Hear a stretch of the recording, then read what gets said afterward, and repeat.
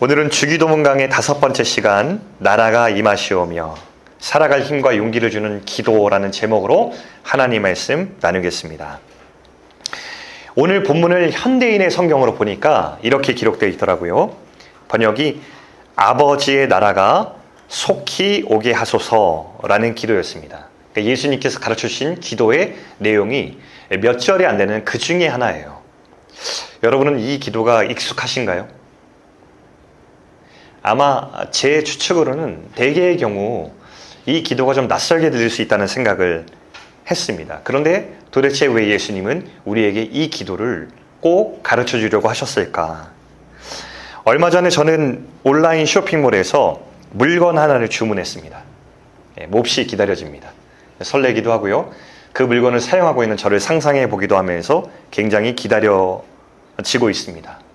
근데 비단 우리가 기다리는 것이 이런 쇼핑몰의 물건뿐이겠습니까? 우리의 관계와 인생 속에서 성취나 아니면 우리의 어떤 계획이나 여러 가지 것들, 기대들, 이런 것들을 기다리면서 우리는 살고 있습니다. 그리고 우리가 무엇을 가장 기다리는지, 그것이 우리가 누구인지, 우리가 어떤 삶을 살고 있는지를 말해주는 걸 겁니다. 여러분은 지금 무엇을 가장 기다리면서 살고 있습니까? 오늘 주기도문은 바로 이것에 관련된 내용이에요. 아버지의 나라가 속히 오게 하소서, 이것은 하나님의 나라를 기다리는 기도라고 할 수 있는데, 여러분 이 기도가 어떤 뉘앙스로 들리세요? 아버지의 나라가 속히 오게 해주세요 라고 이렇게 간구하는 기도가 어떤 뉘앙스 같으세요? 이런 상상이 드시나요? 이 세상이 너무 살고 힘들고 고통스러워서, 이 세상이 너무 소망이 없어서 빨리 하나님 나라가 오면 좋겠어요. 이런 고백들을 제가 교회 공동체 안에서 종종 듣곤 했거든요. 차라리 하나님 나라가 빨리 오면 좋겠어요. 이런 절망적인 고백을 하는 것을 듣기도 했는데, 글쎄요, 이 기도가 어떤 내용을 담고 있는지 우리가 오늘 말씀을 풀어가면서 함께 보도록 하겠습니다. 우리 한국 사람들의 풍속 안에서 하나님 나라는 많이 오해되었어요. 그리고 우리는 이 하나님 나라에 대해서 사실 교회에서 많이 듣지 못했어요. 하나님 나라는 이 마태복음 복음서에서 어떤 단어로 번역이 됐냐면 하나님 나라로 번역되기보다 천국이라는 단어로 번역되었습니다. 왜냐하면 우리에게 익숙한 개념이 있었기 때문이에요. 기존에 천당이라는 불교와 무속신앙에서 사용된 단어가 있었습니다. 그래서 알기 쉽게 이해하라고 천당에 비슷한 천국으로 하나님 나라를 번역했어요. 그러다 보니까 우리에게 당장 떠오르는 천국에 대한 이미지가 뭐였냐면 천당과 비슷한 것이죠. 죽어서 가는 막연한 좋은 곳으로 우리에게 이해되기 시작했습니다. 그리고 그 천국에 죽어서 그곳에 입성하여서 거기서 영원히 사는 것을 구원이라고 이해를 했죠. 그러니까 우리의 신앙적인 목표도 뭐냐면 지금 우리 신앙생활 하는 것이 얼마나 하나님과 인격적인 관계인지, 하나님을 얼마나 우리가 아는지, 주님이 어떤 분인지 알기보다도 내가 천국에 들어갈 수 있는 자격을 얻고 유지하는데 모든 우리 교회의 가르침이 집중되었던 것도 사실입니다. 오늘날의 반성이죠. 그러나 성경에서 말하는 하나님 나라는 죽어서 나가는 공간이 아닙니다. 하나님 나라는 장소가 아니라 관계에 더 가깝죠. 그러니까 하나님 나라라고 얘기할 때 오늘 말씀에 나라가 임하시오며라고 할 때 임하다라는 이 원어를 보면 빨리 와주세요 라고 하는 고백이 아니라 왕이 다스리기 시작하다는 의미를 가지고 있습니다. 그러니까 우리가 하나님을 왕으로 삼고 하나님이 왕이신 그 나라 안에서 그 나라의 질서와 가치 안에서 사는 거예요. 기꺼이. 왜냐하면 그분이 너무 선한 왕이시고 그 왕은 나를 위해 목숨을 버린 왕이기 때문에 내가 기꺼이 그 나라의 가치를 선택하고 살아가는 것입니다. 그 다스림, 그 왕과 나의 관계를 가리켜서 하나님 나라라고 말을 하는 것입니다. 하나님과 진실한 관계를 맺고 그 관계 속에서 내가 신앙을 고백하는 그곳이 하나님 나라입니다. 가정에서 내가 이 신앙 고백이 있기 때문에 나는 내 가정에 있는 구성원들을 더 인격적으로 대하려고 노력하는 그 모든 흔적들이 하나님 나라입니다. 내가 이웃과 함께 더불어 살아가면서 그 사람들을 내가 내치고 살 수 있지만 조금 더 이해하려고 노력하는 과정과 용납하는 모든 시도들, 그 흔적들이 하나님 나라입니다. 그것이 하나님 나라가 임한다는 현실이에요. 제가 이제 되게 좋아하는 말 중에 유진 피터슨 목사님께서 이렇게 얘기했어요. 우리 그리스도인들이 날이 갈수록 더 영적으로 되려고 하는데 그렇게 될수록 사람다움을 잃어간다라고 얘기했어요. 근데 여러분, 우리가 양육하고 이렇게 하면서 요즘 우리가 계속 고백하고 있는 것이지만 그리스도인이 된다는 것은 더 신비해지고 더 거룩해지고 뭔가 종교적이 된다는 의미가 아니라 사실은 참 인간이 되어간다는 고백 아닙니까? 더 사람을 존중하고 인격적으로 대해가는 과정이 바로 신앙의 여정과 더 가까운 것 같습니다. 영생에 대한 의미도 마찬가지죠. 영생도 우리가 이해할 때 영원히 하나님 나라 천국에 들어가서 죽지 않고 사는 것을 영생으로 이해했습니다. 그러니까 예일대에서 오랫동안 강의했던 셜리 케이건이라고 하는 철학자가 그의 책에서 이렇게 물어요. 영원히 사는 것이 좋은 것인가? 인간이 유한한 삶이기 때문에 더 가치 있는 것 아닌가? 이렇게 반문하게 됩니다. 그러면서 이 사람이 재밌는 개념을 얘기했어요. 영원히 사는 것, 그거 지루한 것 아닌가? 라는 그런 이야기를 했습니다. 저는 이것이 그동안 그리스도인들이 영생을 외치되 죽어서 천국에서 그냥 영원히 사는 것에 집중했기 때문에 생긴 오해라고 생각이 들었어요. 성경이 영생을 무엇이라고 얘기하는가? 요한복음 17장 3절 말씀 보면 이게 영생의 본질입니다. 제가 읽어드리겠습니다. 영생은 곧 유일하신 참 하나님과 그가 보내신 자 예수 그리스도를 아는 것이니이다. 영생은 오랫동안 죽지 않고 사는 것이 아니라 하나님을 아는 것. 예수님이 나를 어떻게 사랑하셨고 나와 어떻게 관계를 맺고 싶어 하는지 더 알고 더 알아가는 이 모든 과정을 영생이라고 얘기하는 겁니다. 영생은 창조주를 외면하고 살던 우리, 스스로 신이 되어서 내 맘대로 살아가는 우리에게, 자격도 없는 우리에게 찾아오신 하나님, 그리고 자기 목숨을 버려서 우리에게 생명의 씨앗을 심어 놓으신 그 하나님을 알아가는 것입니다. 영생은 내 안에 심겨진 생명의 씨앗이 자라나는 것을 경험하는 것입니다. 그래서 내가 실수하고 넘어지고 하지만 그 가운데서 나를 붙드신 하나님의 손길이 내 생명을 자라게 하시는 것을 보고 내가 결국엔 전생에 걸쳐서 하나님의 작품으로 빚어지는 것을 경험하는 것이 영생의 개념입니다. 이런 오해들이 우리 가운데 그동안 있었던 것이죠. 그러니까 영생은 이것도 관계라고 볼 수 있는 것입니다. 자, 우리에게 이 하나님 나라의 개념이 낯설 수 있지만 사실 성경에서는, 특히 복음서에서는 이 하나님 나라의 개념을 되게 많이 이야기했습니다. 자, 마가복음 1장 14절에서 15절 말씀 한번 볼까요? 자, 같이 한번 읽어보겠습니다. 자, 시작. 요한이 잡힌 후 예수께서 갈릴리에 오셔서 하나님의 복음을 전파하여 이르시되 때가 찼고 하나님의 나라가 가까이 왔으니 회개하고 복음을 믿으라 하시더라. 이게 예수님께서 처음 사역을 시작하신 첫 번째 말씀이었습니다. 첫 마디에 이미 하나님의 나라에 대해서 말씀하기 시작하셨고요. 그리고 맨 마지막 말씀은 이랬습니다. 사도행전 1장 3절 말씀. 이 세상을 떠나시기 전에 이렇게 기록되어 있습니다. 그가 고난받으신 후에 또한 그들에게 확실한 많은 증거로 친히 살아계심을 나타내사 40일 동안 그들에게 보이시며 하나님 나라의 일을 말씀하시니라. 처음에도 하나님 나라, 그리고 맨 마지막에도 하나님 나라에 대해서 계속해서 말씀하시려고 했습니다. 예수님은. 그럼 그 중간에 예수님의 삶은 어떨까요? 예수님의 삶을 한마디로 요약하자면 십자가 부활 이전에는 기적과 치유 아니겠어요? 그러니까 예수님이 가는 곳마다 죽은 자를 살리고 병든 자를 치유하시고 또 배고픈 자를 먹이시는 이 기적들을 계속 일으키셔서 사람들을 놀라게 했습니다. 근데 이 기적의 공통점이 있어요.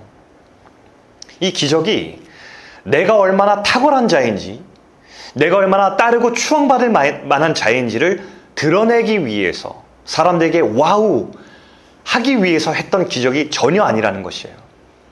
이 모든 기적은 손가락과 같아서 하나님의 나라에서 어떤 일이 벌어지는지를 알려주시기 위해서입니다. 하나님 나라는 어떤 곳일까?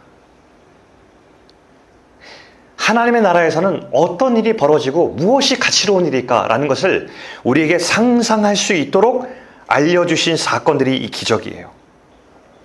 그래서 우리는 알게 된 겁니다. 아, 하나님 나라에서는 죽은 자가 다시 살아나는 것이구나. 하나님 나라에서는 병든 자가 고통받다가 다시 치유받는 것이구나. 그래서 병들지 않는 것이구나.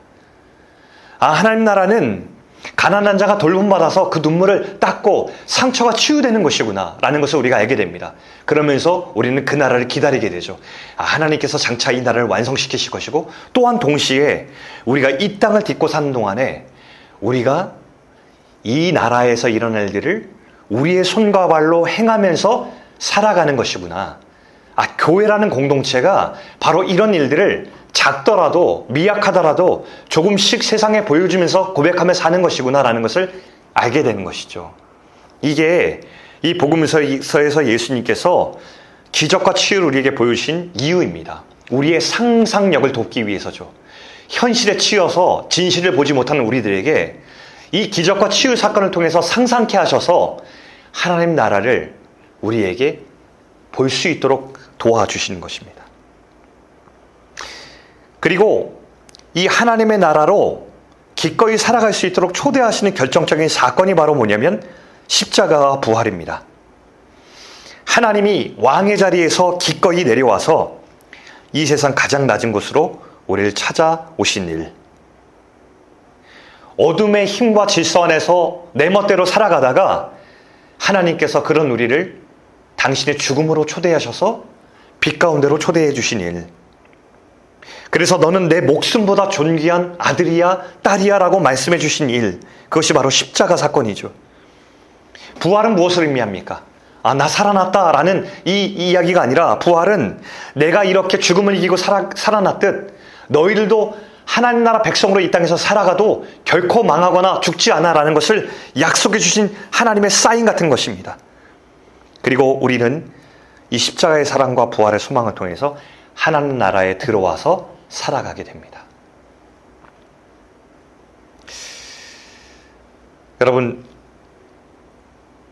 이제는 세상의 질서가 아니라 새로운 질서를 가지고 사는 그리스도인이 되는 것이에요. 얼마 전에 한 성도님과 대화를 나누다가 제 안에 되게 감격적인 이야기를 들었습니다. 이전에 살던 방식에 대한 고백이 있었어요. 내가 예전에는 하나님 나라를 몰라서 내가 이 땅에 있는 질서와 세계관 안에서 살았습니다.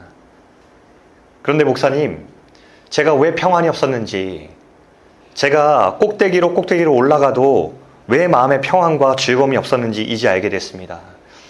나는 하나님의 백성으로 지어졌기 때문에 하나님 나라의 질서와 힘 안에 살아가게 되니 바로 그 자리가 바로 하나님의 나라가 이미 시작된 것이었습니다 라는 고백을 들었을 때에 제가 박수를 치고 있었습니다. 마음속으로.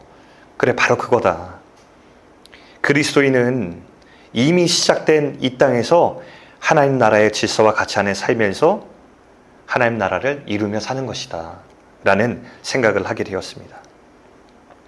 이제 우리 안에 그 생명의 씨앗이 심겨져 있어요. 우리 씨앗은 눈에 보이지 않아도 우리 가슴 안에, 우리 영혼 안에 하나님의 생명의 씨앗이 사에게 심겨졌고, 그것이 영생입니다.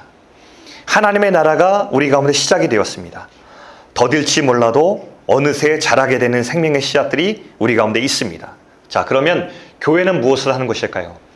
이 생명의 씨앗을 얻게 된 자들이 눈에 보이지 않지만 그 씨앗들이 잘 자라나서 정말 하나님 나라 백성이 되도록, 세상에 하나님 나라를 보여주는 그런 편지 같은 사람이 될 수 있도록 서로를 견뎌주고 건강하게 자랄 수 있도록 격려하고 보호해 주는 것이 교회라는 공동체입니다.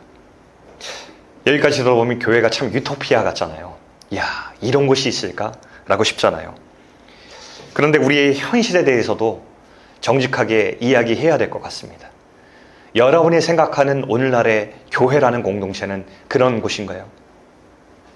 최근에 연이어 들려오는 소식들에 대해서 참 마음이 무너지고 굉장히 우리 성도들 보기에도 송구하고 마음이 어렵습니다.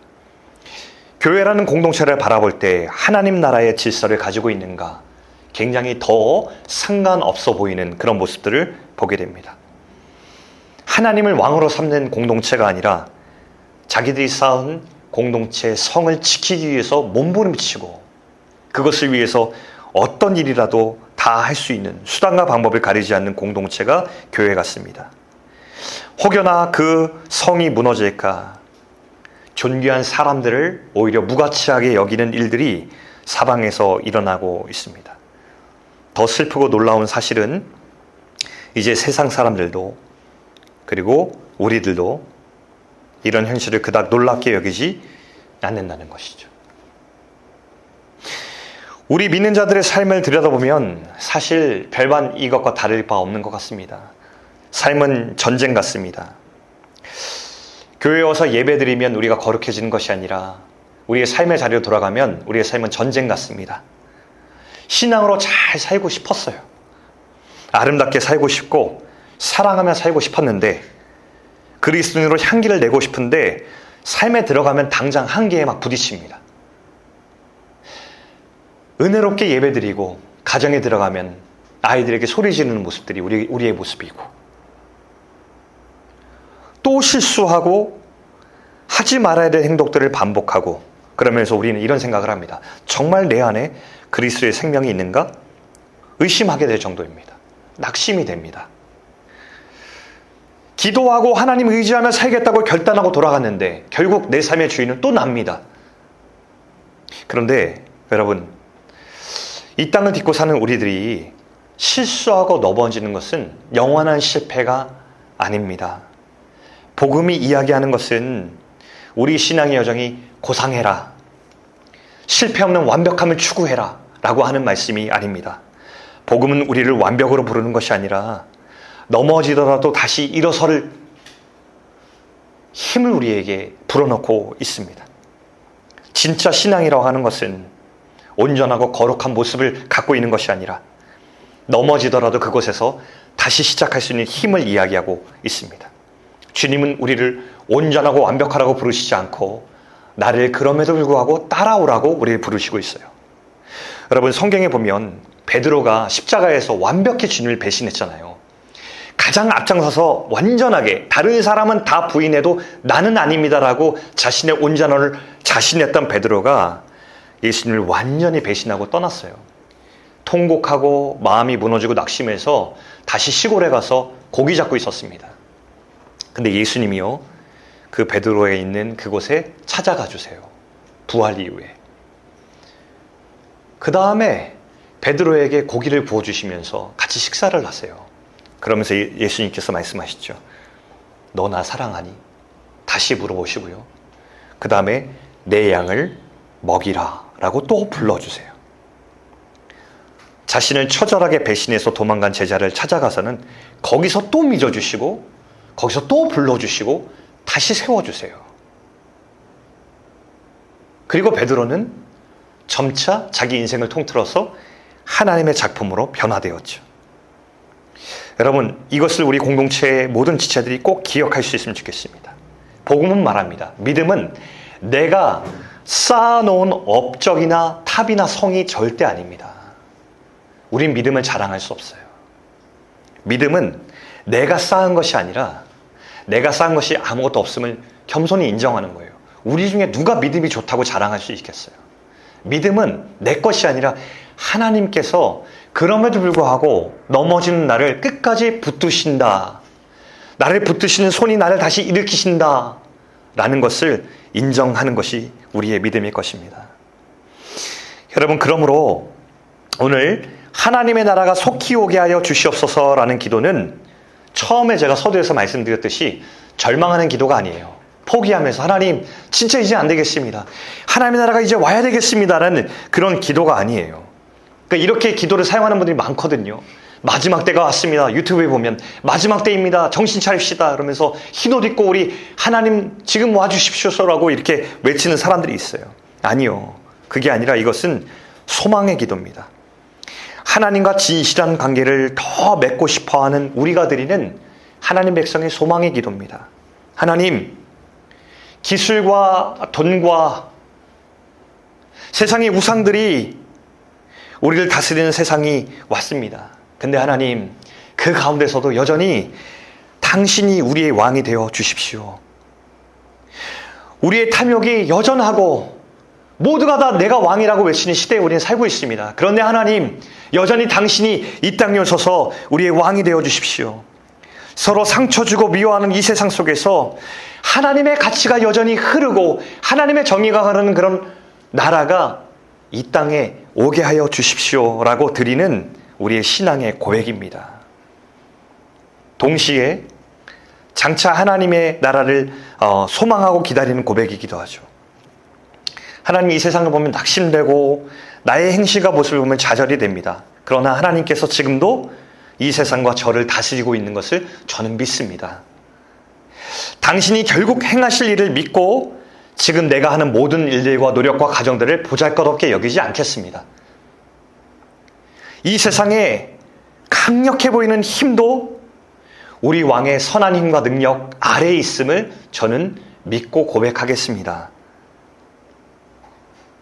당신이 장차 이 세상을 온전하게 하실 것입니다. 이 기도가 오늘 이 짧은 기도 안에 담겨 있습니다. 나라가 임하시오며 하나님 아버지의 나라가 오게 하여 주십시오. 그리고 이 기도에서 우리 그리스도인의 힘이 나옵니다. 여러분 보통 보면요, 우리 그리스도인들은 좀 어리석어 보입니다. 초라해 보입니다. 살아가는 모양이 왜 굳이 그런 고민을 사서 왜 굳이 그런 삶의 모습으로 갈등하면서 살는지 모르겠다라는 그런 모습을 봅니다. 고린도전서에도 우리 모든 믿는 사람들을 어리석은 자로 표현하고 있습니다. 그러나 그렇지 않다라고 이야기하죠. 우리가 믿는 구석이 있습니다. 우주를 만드시고 이 땅을 만드신 왕이 나의 아버지시다. 우리는 현실을 넘어 진실을 보며 살겠다. 이것이 그럼에도 불구하고 우리가 드리는 기도입니다. 그래서 우리는 이렇게 기도합니다. 주님의 나라가 속히 오게 하여 주시옵소서. 지금 여기에 내 삶의 자리에 이 세상에. 여러분 제2차 세계대전 중이던 1944년 연합군이 노르망디 상륙작전에 성공하였습니다. 이 작전은 결정적인 승패를 결정짓는 사건이었습니다. 그래서 이날 1944년 6월 6일을 굉장히 역사적으로 중요하게 여깁니다. 이것을 D-Day라고 그날 결정적으로 승패를 뒤집은 사건으로 부릅니다. 하지만 이날이 최종적인 승리의 날은 아니었어요. 왜냐하면 약 11개월 동안 다음 해인 1945년 5월 8일까지 마지막 독일군이 발악을 하며 버틴 기간이 있었기 때문입니다. 12개월 이후에 1945년 5월 8일에 공식적으로 항복을 선언하고 최종 승리의 날이 되었습니다. 이 비유가 우리에게 가리키는 것이 있죠. 예수님이 우리 가운데 십자가와 부활의 승리를 주셨을 때 우리 모든 성도들은 이미 승리했습니다. 그러나 아직 완성되지 않은 나라를 향해 가고 있습니다. 그 가운데 아직도 포기하지 않은 삶에 살아갈 때 그 가운데 긴장이 있죠. 아직은 총을 내려놓을 수 없고 긴장을 놓칠 수 없는 그런 일들이 있습니다. 아직은 고향으로 온전히 돌아갈 수 없습니다. 그러나 우리는 절망하지 않죠. 왜냐하면 이 전쟁의 결과를 알고 있기 때문입니다. 결말을 이미 알고 있으면 과정에서 우리는 좌절하지 않습니다. 사랑하는 여러분, 설교를 하면서 저를 돌아보았습니다. 아까 이야기했던 부끄러운 그리스도인, 연약한 그리스도인 모습이 사실은 저의 모습이기 때문이죠. 제 가정과 제 관계와 제가 세상 속에 살아갈 때의 모습 가운데 많이 부끄러운 것이 사실입니다. 우리 공동체는 어떨까요? 우리 공동체의 모습을 볼 때도 사실은 우리가 연약하고 온전하지 못한 모습들이 굉장히 많을 겁니다. 우리 교회는 유토피아가 아닙니다. 그런데 주님이 우리에게 하시는 말씀은 그래도 포기하지 말라고 우리에게 말씀하시는 것이죠. 그래도 일어나라고, 내가 너에게 생명의 씨앗을 심었고 내가 너를 다시 붙들어 일으켜서 너를 작품으로 빚어가겠다라고 말씀하시는 것이 하나님의 음성입니다. 가정에서 우리의 모습이 온전치 못하고 우리의 관계 속에서 실패하고 그리스도의 생명을 가진 자의 모습으로 함께 나아가지 못했다고 해도 우리의 힘은 다시 돌이켜 일어서는 힘입니다. 다시 용서를 구하고 나의 잘못을 인정하고 누군가를 용납하고 더듬고 나아가는 것이 복음의 힘이자 은혜이죠. 여러분, 하나님의 나라는 완벽한 사람을 통해서 오는 것이 아니라 이렇게 다시 일어서는 사람들을 통해서 오게 됩니다. 하나님 나라는 탁월한 큰 능력을 가진 사람에게서 오는 것이 아니라 바로 이 왕이신 하나님을 인정하면서 겸손히 주님을 찾는 사람을 통해서 옵니다. 그래서 우리는 이렇게 기도해야 되는 것이죠. 하나님의 나라가 내 자기 중심성에 오게 하여 주십시오. 하나님의 나라가 내 깨어진 가정과 관계 속에 오게 하여 주십시오. 하나님의 나라가 건강하지 못하게 구멍난 나의 결핍과 가슴 속에 오게 하여 주십시오. 하나님의 나라가 나의 자녀들과의 관계와 기대 속에 오게 하여 주십시오. 하나님의 나라가 우리 공동체에, 우리의 직장 가운데, 내가 사랑하는 세상 가운데, 이웃 가운데 하나님 오게 하여 주십시오. 나의 고칠 수 없는 상황 가운데 오게 하여 주십시오. 그렇게 오셔서 다스려 주옵소서. 그 믿음을 가지고 우리가 살아가는 것입니다. 여러분, 이 기도를 드리면서 하나님 나라가 내 삶 가운데 임하여서 새롭게 시작해야 할 일들은 무엇입니까? 그것을 생각하면서 다시 한번 이 기도를 우리가 드릴 수 있으면 좋겠습니다. 이렇게 기도하며 살아가는 저 여러분 되길 주의 이름으로 축원합니다.